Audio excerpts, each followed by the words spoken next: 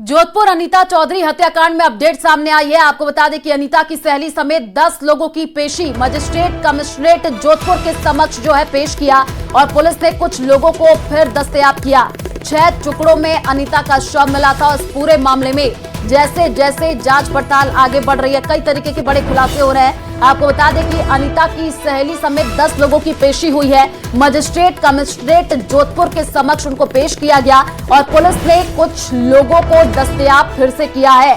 ये बड़ी जानकारी आपको जोधपुर से दे रहे हैं। अनीता चौधरी हत्याकांड से जुड़ी हुई ये बड़ी अपडेट सामने आई है, क्योंकि मुख्य आरोपी अभी भी फरार है। जांच पड़ताल तेज की जा रही है और जितने भी लोग इसमें शामिल पाए जा रहे हैं उनसे भी अब कड़ी पूछताछ हो रही है। तो ये बड़ी जानकारी आपको दे रहे हैं। अनीता की सहेली समेत 10 लोगों की पेशी हुई है। मजिस्ट्रेट कमिश्नरेट जोधपुर के समक्ष इनको पेश किया गया है और पुलिस ने कुछ लोगों को फिर से दस्तयाब किया है, उनसे भी पूछताछ की जा रही है।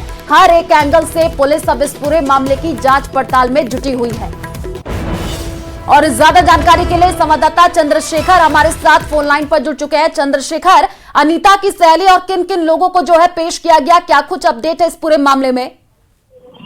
देखिए, अब तक जो है कई लोगों को पुलिस ने जो है पूछताछ के लिए बुलाया। उसमें से 10 लोगों को जो है कल पुलिस ने गिरफ्तार किया था शांति भंग की धाराओं में। उन लोगों को जो है आज मजिस्ट्रेट के सामने पेश किया गया, यहाँ पर उन्हें जमानत दी गई और उसके बाद उन्हें फिर पूछताछ के लिए दस्तयाब कर लिया गया। इसमें जो अनीता की सहेली जो ब्यूटिशियन सुनीता और कुछ सुमन सेन है, उसको भी आज कोर्ट में पेश किया गया। उसके बाद उसे फिर जो है पूछताछ के लिए पुलिस ने दस्तयाब किया है और सरदारपुरा थाने लेकर चले गए हैं। आगे जो है, चूंकि सुनीता का ऑडियो वायरल हुआ था अनीता के पति के साथ बातचीत का, जिसमें कई बड़ी बातें कही गई थी, कई लोगों के नाम लिए गए थे और कई फोटो और वीडियो के जिक्र किए गए। तो ऐसे में ये एक महत्वपूर्ण कड़ी मानी जा रही है और इसको लेकर जो है पुलिस फिर से उसे पूछताछ के लिए लेकर गई है। जी ठीक है, आप नजर बना करके रखिए, अपडेट आपसे लेंगे। फिलहाल शुक्रिया तमाम जानकारी साझा करने के लिए। तो ये बड़ी जानकारी आपको दे रहे हैं। आपको बता दें कि मजिस्ट्रेट कमिश्नरेट जोधपुर के समक्ष इनको पेश किया गया है और पुलिस ने कुछ लोगों को एक बार फिर से दस्तयाब किया है, जिनसे भी पूछताछ की जाएगी।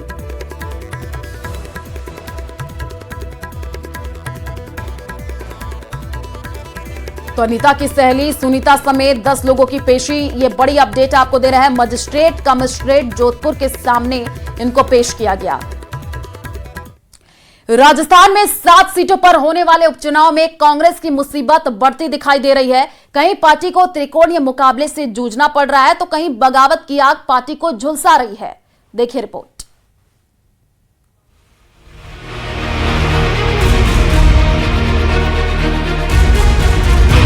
राजस्थान के सियासी रण में उपचुनावों की तपिश जोर पकड़ रही है, लेकिन इस तपिश के बीच कांग्रेस की चुनौतियां बढ़ती जा रही हैं और इस चुनौती की वजह है आरएलपी, बाप और बगावत। चलिए समझते हैं कि आखिर पूरी कहानी क्या है।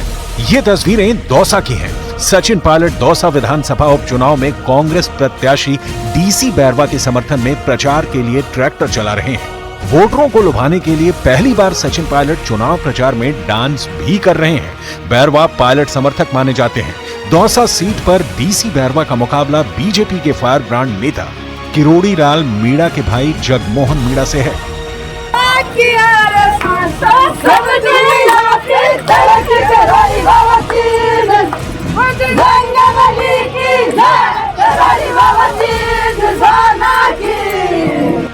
किरोड़ी लाल मीणा भी भाई को जिताने के लिए महिला वोटरों के बीच नाच रहे हैं, गा रहे हैं, थाली बजा रहे हैं। लेकिन कांग्रेस की चुनौती सिर्फ बीजेपी प्रत्याशी नहीं, क्योंकि पायलट के धुआंधार प्रचार के बीच दौसा से कांग्रेस सांसद मुरारी लाल मीणा के एक बयान में उपचुनाव में पार्टी के लिए चल रही गुटबाजी की ओर इशारा कर दिया है।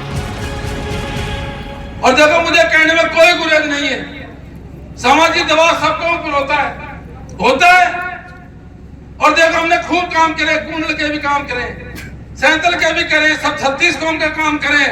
अरे इस बार तो फ्री, इस बार तो ब्याज सही चुका दोगे ना, ब्याज सही। हमने कभी फर्क नहीं समझा, चाहे इस बैठ में वोट कम मिले चाहे ज्यादा मिले हो, पूरा मान सम्मान दिया, पूरे काम करे, पूरा विकास के काम किए, सारे काम करें, क्योंकि हम भी जानते होता प्रेशर। और इसमें देखो, बात में कोई वो भी नहीं है। आज हमारे लोगों को प्रेशर है, हमारे लोग मजबूती के साथ में डटे हुए हैं। दरअसल मुरारी लाल मीणा भी अपनी पत्नी के लिए टिकट मांग रहे थे, लेकिन पार्टी ने मीणा की बजाय बैरवा समुदाय के शख्स को टिकट दिया। वहीं दूसरी तरफ झुंझुनू के कांग्रेस सांसद का बयान पार्टी की नाजुक हाल की ओर इशारा कर रहा है। यहां से कांग्रेस सांसद ब्रिजेंद्र ओला के बेटे अमित ओला को टिकट दिया गया है, लेकिन चुनावी सभा में ब्रिजेंद्र ओला ये कबूल कर रहे हैं कि अगर उनके बेटे को टिकट न दिया गया होता तो झुंझुनू में पार्टी की जमानत जब्त हो जाती। मैं आपके बीच आया और आपने दिल्ली भेजा, इसलिए ये सीट खाली हुई, नहीं तो आपने मुझे 5 साल के लिए छोड़ दिया था। अब भी पार्टी ने वही सिस्टम अपनाते हुए और अपने उम्मीदवार को चुना। मैंने कहा भाई हम तो लड़ना नहीं चाहते, आप किसी और को बोले, जमानत जब्त हो जाएगी। आप क्या बात करते हो, कोई और लड़ेगा। कांग्रेस की मुसीबतों का सिलसिला यहीं तक नहीं है। देवली उनियारी सीट पर पार्टी की मुश्किल बागी नेता नरेश मीणा ने बढ़ा रखी है, जबकि खींसवार सीट पर गठबंधन टूटने से हनुमान बेनीवाल की पत्नी कनिका बेनीवाल आरएलपी की टिकट पर चुनाव लड़ रही हैं। इस सीट पर बेनीवाल की वजह से कांग्रेस त्रिकोणीय मुकाबले में फंस गई है। साथ ही 84 और सलूम्बर सीट पर भारतीय आदिवासी पार्टी के साथ गठबंधन टूटने से भी कांग्रेस के लिए मुकाबला 3 तरफा हो गया है। कांग्रेस में मची इस उथल पुथल के बीच राजस्थान के सीएम भजन लाल शर्मा भी एक्टिव हैं। वो न सिर्फ कांग्रेस के कई नेताओं को तोड़ने में कामयाब रहे हैं, बल्कि वो इस चुनाव को अग्नि परीक्षा के तौर पर भी ले रहे हैं, क्योंकि लोकसभा चुनाव में पार्टी को 11 सीटें गंवाने का झटका लग चुका है। 7 सीटों पर होने जा रहे उपचुनाव से पहले उम्मीदवार जनता के बीच पहुंच रहे हैं और अपने पक्ष में मतदान की अपील कर रहे हैं। इन उपचुनाव में डूंगरपुर जिले की 84 विधानसभा सीट पर भी मतदान होने जा रहा है और इस सीट पर मुकाबला त्रिकोणीय हो गया है। कांग्रेस और बीजेपी के अलावा यहां बीएपी उम्मीदवार चुनौती पेश कर रहे हैं। देखिए रिपोर्ट।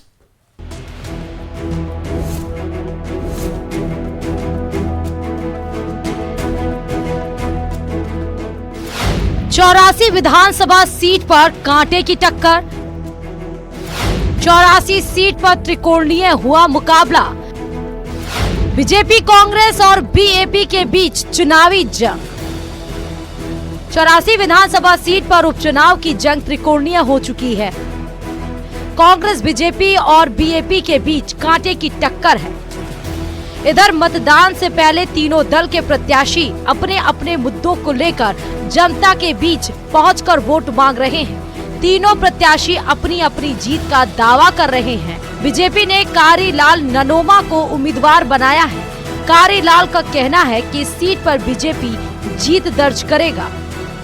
पूरे युवा और यहाँ की पूरी 84 की जनता भारतीय जनता पार्टी के साथ है, क्योंकि रोजगार 6 साल तक नहीं मिला है, तो रोजगार के लिए जनता जरूर जुड़ी हुई है और विश्वास है और आशा है कि भारतीय जनता पार्टी जीतेगी। भाजपा से कारीलाल ननोमा, कांग्रेस से महेश रोत और बीएपी से अनिल कटारा चुनावी मैदान में है। बीएपी एक और जहां लगातार तीसरी बार इस सीट पर विजय हासिल करने की जुगत में है, तो वहीं भाजपा और कांग्रेस बीएपी के विजय रथ को रोकने की कोशिश के साथ अपनी अपनी जीत की कोशिश में जुटी है।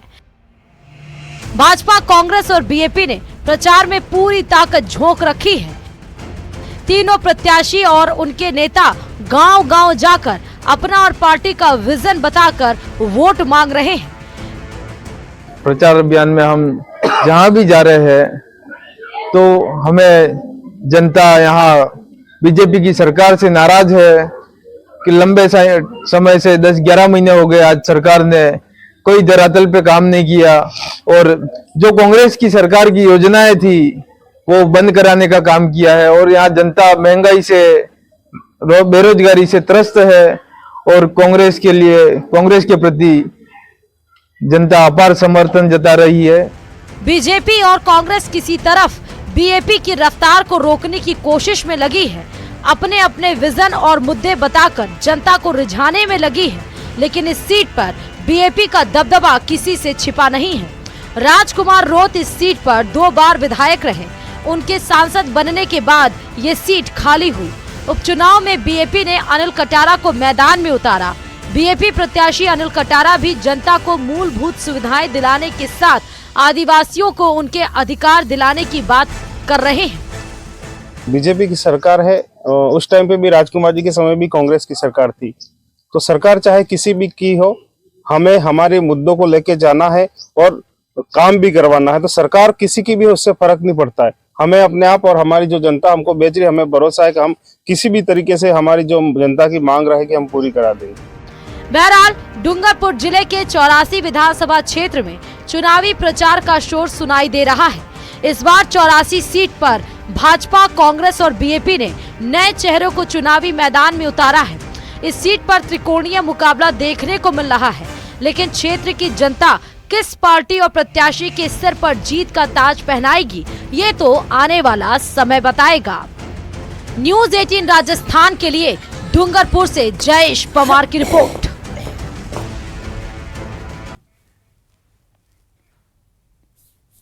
और सलमान खान के बाद फिल्म अभिनेता शाहरुख खान को धमकी मिली है। रायपुर के फैजान खान के फोन से यह धमकी दी गई और बांद्रा पुलिस ने इस मामले में एफआईआर दर्ज कर ली है। आपको बता दें कि बांद्रा पुलिस की टीम रायपुर के पंडित थाना पहुंची और आरोपी को हिरासत में लेकर के पूछताछ की जा रही है। साथ ही फैजान खान को नोटिस जारी कर फिलहाल छोड़ दिया गया है। बांद्रा पुलिस की 2 सदस्यीय टीम ने आरोपी को बांद्रा में उपस्थित होने को कहा है।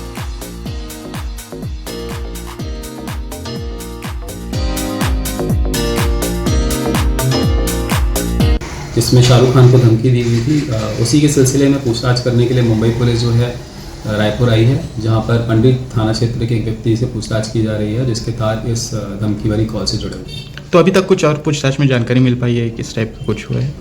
पुलिस ने प्रारंभिक कुछ पूछताछ की है, उसके साथ साथ पुलिस ने इस व्यक्ति को नोटिस भी सर्व किया है कि आप बांद्रा पुलिस थाने में पूछताछ के लिए हाजिर हों। फिल्म अभिनेता सलमान खान को धमकी मिलने के बाद शाहरुख खान को धमकी मिली है और आज इस वक्त हम मौजूद हैं पंडित थाना क्षेत्र में और यहाँ पर जो फिल्म अभिनेता शाहरुख खान को धमकी मिलने के मामले में जो रायपुर का एक युवक है उसका नाम आया है। बांद्रा में एफआईआर दर्ज की गई है और बांद्रा पुलिस के 2 अधिकारी पंडित थाना पर मौजूद आए थे और युवक को हिरासत में लिया गया है और उससे पूछताछ की गई है। बाकायदा उस युवक को नोटिस जारी करके फिर से छोड़ा गया है। अब पुलिस के जो प्रारंभिक पूछताछ में ये पता चला है कि जो आरोपी फैजान खान है उसने बताया है कि उसकी मोबाइल है वो गुम हो गई थी। अब फिलहाल बांद्रा पुलिस की 2 टीमें यहाँ पर मौजूद थी और देखिए पंडित थाना है, अमूमन आम दिनों में ये काफ़ी भीड़ भाड़ रहता था, लेकिन अभी सन्नाटा पसरा हुआ है चूँकि बड़ा हाई प्रोफाइल मामला है और पुलिस के जो बांद्रा पुलिस है वो यहाँ पर आई थी, पूछताछ करने के बाद यहाँ से रवाना हो चुकी है और हिरासत में लेकर के युवक से पूछताछ की गई है, उसे नोटिस जारी किया गया है और उसे बांद्रा तलब किया गया है। और अब पुलिस इस पूरे मामले की जांच है वो करेगी कि आखिर धमकी कहां से दी गई थी, धमकी देने की वजह क्या रही है, क्या उसका किसी जो आपराधिक गैंग से कोई नाता तो नहीं है। तमाम मसले की जांच है फिलहाल बांद्रा पुलिस करेगी। इस हाई प्रोफाइल मामले की जांच करने के लिए बांद्रा की टीम है, पुलिस है, वो यहाँ पर पहुंची हुई थी। और आगरा में बाइक चोरी का एक अजीबोगरीब मामला सामने आया है। बाइक चोरी के इरादे से शोरूम में पहुंचा एक लड़का अपने साथ चाय वाले को अपना पिता बना करके लाया और बाद में स्पोर्ट्स बाइक को लेकर के फरार हो गया, लेकिन पुलिस ने उसे गिरफ्तार कर लिया है। अब उससे पूछताछ की जा रही है।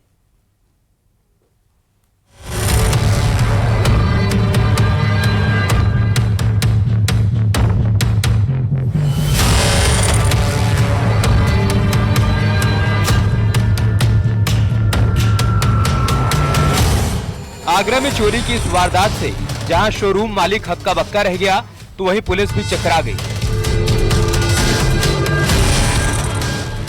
एक लड़का टेस्ट ड्राइव के बहाने शोरूम में पहुंचा, लेकिन फिर वापस नहीं लौटा। वो बाइक लेकर फरार हो गया। लेकिन कहानी का असली ट्विस्ट तब आया जब उसके साथ आए शख्स से उसके बारे में पूछताछ शुरू हुई। दरअसल वो लड़का अपने साथ शोरूम में एक और शख्स को लेकर आया था और उसे अपना पिता बताया था, लेकिन असल में वो उसका पिता नहीं बल्कि चाय वाला निकला। पूरी घटना का सीसीटीवी फुटेज भी सामने आया।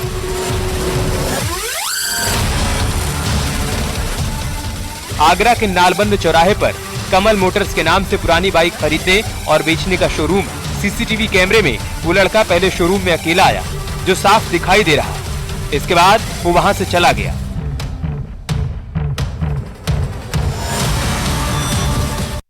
साथ में जो हुआ, 1 घंटे पहले वो लड़का आया था। लड़के आने के बाद में मैंने भाई मैं तेरे बाइक दे दूंगा, छोटा है तो किसी को घर वालों को लगा लो, बड़े को जब तू देख लिए।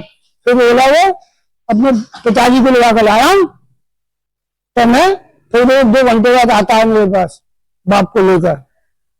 बाप ने फिर सौदा किया मुझसे, पहले 80,000 रुपये लगाए, फिर 90 लगाए, 1 लाख में 5,000 कम सौदा हो गया। होने के बाद में बाप बोला उनको गाड़ी चलवा के दिखवा दो। मैंने गाड़ी नीचे उतार दी। वीडियो में ये भी दिखाई दे रहा है कि वो लड़का स्पोर्ट्स बाइक पर सवार होकर शोरूम से फरार हो गया। काफी देर बाद उसके नहीं लौटने पर शोरूम मालिक ने उसके साथ आए दूसरे शख्स से सवाल किया, जिसके बाद उसने जो बताया वो हैरान करने वाला था। तो 15 मिनट 10 मिनट हो गए, वो नहीं आया, बिल्कुल भी नहीं आया। आने के बाद मैंने इसके बाद से पूछा भाई कहाँ गया लड़का? अब वो बाप बोल रहा है मेरी दुकान पे भाई चाय पीने आता है, मैं जानता ही नहीं इसको। फिर इसके बाद मैंने उसको पुलिस को बुला लिया 1 घंटे बाद। इसके बाद शोरूम संचालक ने चाय बेचने वाले शख्स को अपने साथ बिठाए रखा। बाद में पुलिस से शिकायत की। तहरीर के आधार पर पुलिस ने केस दर्ज कर लिया और सीसीटीवी फुटेज के आधार पर आरोपी लड़के को भी गिरफ्तार कर लिया। इसके अलावा चोरी की स्पोर्ट्स बाइक भी बरामद कर ली गई। पूछताछ में आरोपी ने बताया कि उसके परिवार की आर्थिक स्थिति ठीक नहीं है, उसे बाइक चाहिए थी और इसीलिए उसने चोरी का प्लान बनाया। फिलहाल पुलिस पूरे मामले की जांच पड़ताल कर रही है। आगरा से न्यूज़ 18 के लिए कामिर कुरैशी की रिपोर्ट।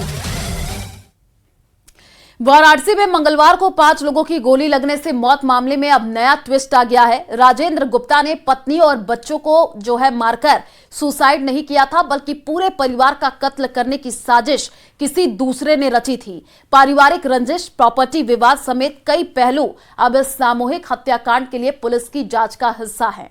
देखिए रिपोर्ट।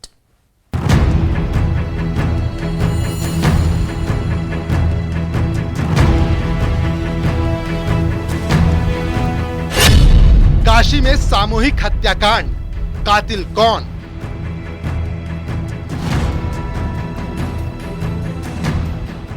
परिवार की खूनी रंजिश और प्रॉपर्टी विवाद।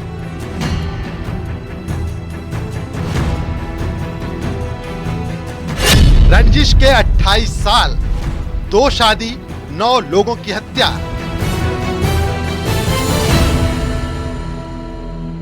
वाराणसी के भदैनी में राजेंद्र गुप्ता के परिवार का सामूहिक रूप से कत्ल कर दिया गया। मंगलवार को हुई इस घटना के बाद पुलिस की टीमें जांच में जुटी हैं। एक ही परिवार के मुखिया समेत 5 सदस्यों की गोली मारकर हत्या कर दी गई। तंग गलियों वाले 80 घाट से सटे भदैनी इलाके में एक बहुमंजिला मकान के अलग अलग फ्लोर से मंगलवार को एक महिला, उसके 2 बेटों और एक बेटी की लाश मिली थी। कनपटी और सीने में गोली मारी गई। घटना स्थल से करीब 14 किलोमीटर दूर मीरापुर रामपुर के निर्माणाधीन मकान में घर के मुखिया राजेंद्र की लाश अर्धनग्न हालत में बेड पर मिली। मौके से मिले कारतूस के खोखों के आधार पर यह माना जा रहा है कि 5 लोगों की हत्या में .32 बोर की पिस्टल का इस्तेमाल किया गया। पुलिस पुराने विवाद और घटनाओं को ध्यान में रखकर जांच कर रही है। मैं इस वक्त घटना स्थल यानी कि उसी मकान के नीचे खड़ा हूं जहां पर राजेंद्र की पत्नी और 3 बच्चों की हत्या की गई। राजेंद्र की लाश उनके दूसरे निर्माणाधीन जो मकान है वहां मिली, लेकिन कुछ सवाल अभी भी अनसुलझे हैं जिसका 24 घंटे बाद भी जवाब नहीं मिल पाया है। ये गली इतनी तंग है कि यहाँ पर अगर कोई एक छोर से बोले तो दूसरे छोर पर सुनाई देता है। तो सवाल ये उठता है कि ऐसे में अगर गोली चली तो क्या किसी ने सुनाई नहीं दी? दूसरी बात, जिस तरीके से प्रत्यक्षदर्शी, पड़ोसी, किराएदार ये बता रहे हैं कि उन्हें लगा कि पटाखों की आवाज़ आ रही थी, तो ऐसे में चूंकि दीपावली भी बीत गई थी, दूज भी बीत गई थी, तो ऐसे में पटाखों की आतिशबाजी सिलसिलेवार तरीके से नहीं हो रही थी। तो ऐसे में पटाखे और गोली की आवाज़ में भी फ़र्क क्या किसी को नहीं समझ में आया? ये तमाम सारे सवाल हैं जिनके जवाब अभी पुलिस भी तलाश रही है।